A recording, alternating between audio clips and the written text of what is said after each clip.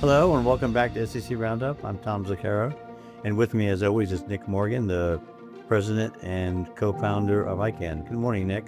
Hey, Tom. Good morning. We have a really interesting and great presentation today. We have with us Bob Knuts of Gungnir Law. Hey, Bob, good morning. Good morning. Bob has a stellar resume on SEC enforcement. Bob was with the New York regional office for 9 years, where he was a supervised attorney and lead trial counsel, and winner of the prestigious Stanley Sporkin Award in 2001. So Bob was going to talk a little bit about a SEC enforcement matter he's been involved with for a very long time. So Nick, why don't I turn it to you to talk a little bit about the matter we're going to discuss with Bob this morning. Yeah, thanks, Tom. And so this caught our eye because it is pending in the DC Circuit Court of Appeals, and Bob's client is an entity called Lek Securities. And to understand the case, and Bob will obviously give us more detail, but to understand the case, we first need to understand the way that Wall Street is policed. So the SEC doesn't just regulate markets directly. As the audience will likely know, it also oversees what are known as self-regulatory organizations, or SROs, like the New York Stock Exchange and FINRA. Those are two types of SROs, which handle, in some respects, the day-to-day discipline of their member broker-dealers or other types of firms. So if an SRO, like the New York Stock Exchange or FINRA, sanctions a firm, that firm can appeal the decision to the SEC, which serves as an administrative review body before the case ever reaches a federal court. So in the case we're going to talk about today, Lek Securities versus the SEC, that system broke down completely, or I guess another take on it would be the system worked exactly as it's designed, which is in a very faulty way.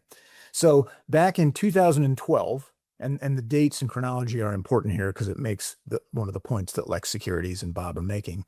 So in 2012, the New York Stock Exchange brought disciplinary charges against Lek Securities, which is a clearing firm, alleging trading violations and supervisory failures that occurred between, now get this, the years 2007 and 2009. So we're talking about activities that are by now ancient history.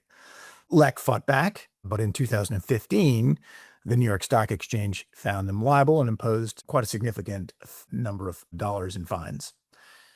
So Lek immediately exercised its right to appeal to the SEC, but instead of resolving the case within its own sort of time frame, the SEC held on to that appeal for over 9 years, finally issuing a decision in 2025. So imagine that, almost a decade waiting for the SEC to exercise its supervisory responsibilities over the New York Stock Exchange. So Bob is representing Lek before the DC Circuit Appeals, and he's going to talk about that case. The case raises massive constitutional issues, and notably whether the SEC's decade-long administrative delay in the case violates the firm's Fifth Amendment due process rights, and whether it's fundamentally unfair for an SRO like the New York Stock Exchange to block a firm from presenting expert testimony on industry customs. And it's a vital look for us and our audience at the real-world dangers of leaving firms trapped in regulatory limbo. So with that overview, Bob, maybe you can talk a little bit about the case, and maybe we can start out by discussing the issue of how delay can sort of be weaponized in this administrative bubble that the stock exchange works in. Sure. And in terms of, the real harm that delay causes, it's the longer things last, the longer these charges hang over the heads of people who believe they did nothing wrong. In this particular case, just to complete your timeline that you just described, not only did the SEC wait more than 9 years, their decision was issued actually on the 10th anniversary of the filing of the appeal to the SEC. Wow. But when they issued that decision, they remanded it to the New York Stock Exchange, saying in their opinion that one aspect of the financial sanctions needed to be reconsidered by the New York Stock Exchange. financial sanctions that related to, as you said, conduct that took place more than 15 years ago. The result, was that neither the stock exchange nor Lek Securities was in any position to relitigate that aspect of the case. And so Lek Securities, and the stock exchange staff did the practical thing and entered into a stipulation resolving that part of the remand, because it was the only way that Lek Securities could finally get to federal court. We not only had to resolve another, New York Stock Exchange, finding and decision, we then had to appeal that decision back to the SEC. And then the SEC, when we presented the stipulation to the SEC on that appeal, saying the sole purpose of this is for you to now finally issue a final order that is appealable. And the SEC took another 2 months before they did that.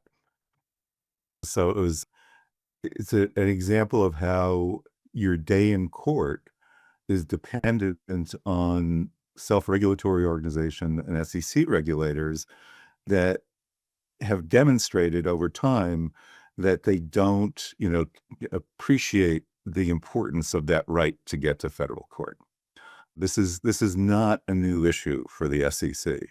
This is an issue that's been identified internally at the SEC repeatedly. And they have, as of demonstrated by this case, there's been no solution to the amount of delay that is embedded into the system. That delay is particularly problematic when the process that leads to the appeal to the SEC is also fundamentally unfair from my point of view. I mean, first of all, you can get charged with violating securities laws, and you don't have a right to a jury trial. Now that the Supreme Court in 2024, upheld the right to a jury trial for fraud claims when brought by the SEC, but there's still no ruling that fraud claims brought by self-regulatory organizations requires a jury trial. And there's still no ruling that about all claims brought by the SEC. As of right now, the SEC can bring administrative claims for other violations of the federal securities laws, such as failing to register as a broker-dealer, and seek millions of dollars in financial sanctions through an administrative process. That's still possible. Yeah. And I guess the same is true for a New York Stock Exchange or other SRO disciplinary proceeding.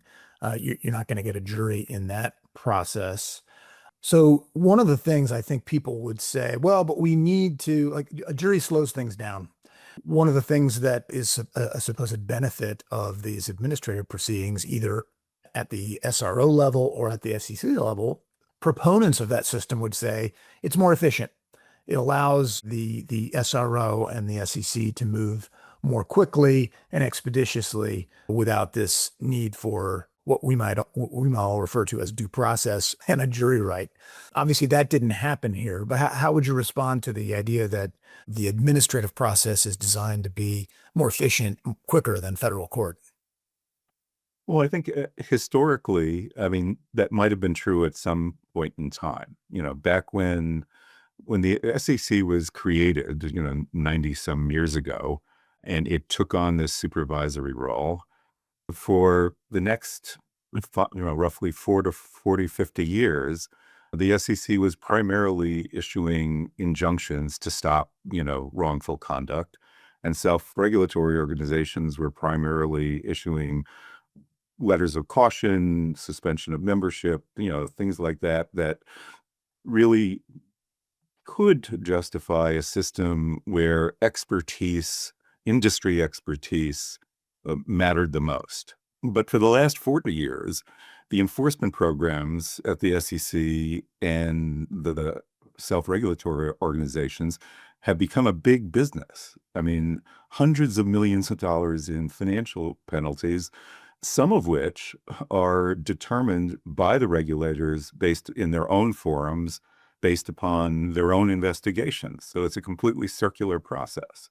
So I think while there may still be a role for, some level of self-regulatory organization, anytime the SRO is functioning as an arm of the government, or the government is functioning through the SEC, and accusing people of violating the federal securities laws, how can you not deserve due process? How can you not plead your case to a jury of your peers when the government is trying to seize property from you, force you out of business, things like that? It just seems obvious to me, and I would hope that when next presented to the Supreme Court, they will expand that, right to a jury trial beyond just, fraud cases.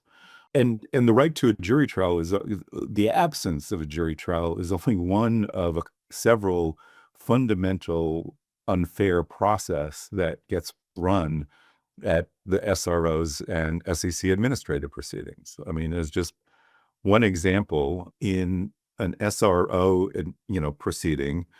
And even at the SEC, there's no right for a defendant to even participate in the selection of who's going to decide the case. That's obviously lots of time is spent, in a federal court case, decide, who should serve on the jury. In an SRO case, the SRO appoints one of its own employees to be the chief hearing officer, and then two other industry members are appointed to serve on the panel, and they could be employed by your competitors. And it's those three people who make all the findings, concerning whether there have been violations of law and whether there have been misstatements of fact made at any point in time. So that's bad. Right. There's no right, as you indicated earlier, in this case in particular, the absence of an absolute right to call expert witnesses to defend yourself is shocking to me. I mean, why can't you call an expert witness? And the answer is that the panel members are presumed to be the experts. But of course, you have no idea what their expertise actually is. You don't get to ask them any questions. You don't get to find out if they have views that are way outside the consensus or a particular violation, whether something is a violation or not, whether something is a standard industry practice or not. And so that is very troubling, and we do believe that's a violation of due process, and we're making that argument to the DC Circuit Court. Yeah. And then the final one that I think is just, out of control is both the SEC and the SROs expressly allow hearsay evidence into, as part of, the evidence on which they find violations. And in other words, one of the regulators can take the witness stand and testify about what somebody else told them, and you have no right to examine the person that's the actual source of the information. And that's just fundamentally against what, was embedded in the Bill of Rights, in terms of due process. Right. It's part of the examples that were cited, by, the founders in this country when they created the Bill of Rights, that this was just wrong. You had to be able to confront your accuser. Right. You couldn't have secret accusations. And that's, this system has evolved over time. And I think without enough scrutiny by federal courts, and certainly with respect to the delay component, without it being taken seriously by the SEC. Yeah. Oh, and the SEC contributing to the delay component. So, case. Yeah. Dramatically. Yeah. All those issues you just described that we saw at the SEC level that percolated up to the Supreme Court in Jarkissi, Lucia, Cochran, all are present at the SRO level as well, as you just described. And of course, the SROs say, well, wait, we're a private entity. We don't need to comply with the Constitution. But when you're subject to their disciplinary proceedings, boy, they sure feel like a government entity. Well, and they go back and forth on how private they are versus whether they are functioning as an arm of the SEC under SEC supervision. For many issues, they are, they take the mandate of being part of the government, and for some issues, they claim they're purely private. So it's that kind of selectivity of position that should result in, tighter supervision by the SEC. They should not allow an SRO to take two positions on this fundamental issue in the interest of fairness. I mean, because the statute does require that this SRO disciplinary process be fundamentally fair. And unfortunately, I don't think historically, the SEC has not taken that obligation seriously. Bob, maybe you talk about the effect of the 9+ year delay on your client. I'm sure they're eager to get this done. They certainly believe they had reason to believe back in 2015 that the issues would have been resolved by the SEC, and if resolved adversely, they'd have their opportunity to appeal to federal court, within a 1 to 2 year time period. The SEC itself, even at that time, adopted a regulation that said, we'll resolve these SRO appeals within 8 months, 10 months, something like that. And so it's first of all, it creates reputational harm. It's a drag on business. It continues to, affect other aspects of your business. Lek has been in the position to persevere in asserting its rights, but you can imagine, a smaller company, a company with less resources, an individual, it would be impossible for them to, continue this for this length of time. I think, and for the largest firms, I think they choose not to litigate with SROs generally, and instead just consider it a cost of doing business that gets passed on to their customers. I mean, it's not a system, because you can imagine that if this were a fair system, the largest firms would have the most incentive to defend themselves against charges and have the resources to do it. And the fact that they don't, I think, is another indication that there's something fundamentally unfair about the system. We see that dynamic play out in a lot of areas where the smaller players are not able to absorb the cost of the regulatory burdens, but the bigger players can. Going back to the sort of dual nature of an SRO like the New York Stock Exchange as a quasi-governmental entity when they want to be, and a private entity when it benefits them to be more like a private entity.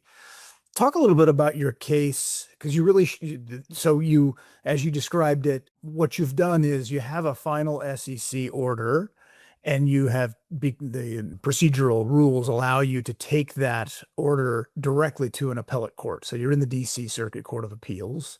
And as I understand it, one of the arguments you're putting forward is that because of this structural dynamic between the SEC as an supposed oversight body of the New York Stock Exchange, that there is a constitutional risk of allowing these sort of quasi-private, quasi-public entities to outsource law enforcement without meaningful, timely government oversight. Can you tell us a little bit about that aspect of your case? Sure. So the most fundamental argument that we have, the most important argument I think we have on appeal is the violation of due process under the Fifth Amendment. I mean, this dual structure only works if the SEC, performs its function in a timely way. And clearly, there's everyone knows the expression, justice delayed is justice denied. And it turns out that was, in fact, part of the common law, way back when, for the entire history of this country. And here, it did make a difference. I mean, the delay, did in fact, prejudice Lek, in part because of the remand. We were in no position to fight anymore after this 10-year delay and everything. And we were compelled to come up with a compromise that was, directly attributable to this, delay and violation of due process. Yeah. And so those are, the issues that are front and center.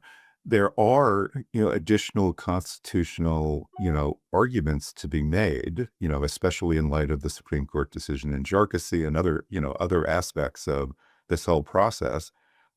Not surprisingly, in 2015, Lek, had no basis for making those arguments because all the Supreme Court cases that have identified these issues came afterwards. Right. And I think it just goes to show, I think ultimately that this system is breaking down, and the courts are finally paying more attention. And I think ultimately if the courts continue to focus their attention on this, there'll be a major reform to how, what cases get decided at the membership level and what cases get decided by the SEC in an administrative forum. And almost all cases will now, be adjudicated in federal court at the option of the defendant. I think more and more you are going to get your day in court. Well, let's hope so. I think that's probably a good place to leave it, Tom. What do you think? That's terrific, Bob. Thanks so much for your time. Good luck with the case. Hopefully the wheels of justice turn a little bit faster for you. If I could just add one more fact, just to show how this is much broader than just involving Lek Securities. The SEC on April 30th published their most recent report about the number of cases pending before the commissioners of the SEC on appeals. Ooh. The number of cases currently pending is 84. The number, the net change between the last report, through September 30th of last year was -12, which means if they continue at that pace, it will be, and there are 0 new appeals, it will take years for the commissioners to clear their docket.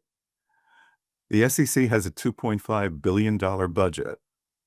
You would think they could assign additional resources. And I think, and again, this has been a known problem to the SEC for decades. And I think the fair inference to draw from their unwillingness to solve this problem is they don't think the appellants actually deserve a prompt resolution of their appeal. I think it's a cultural issue.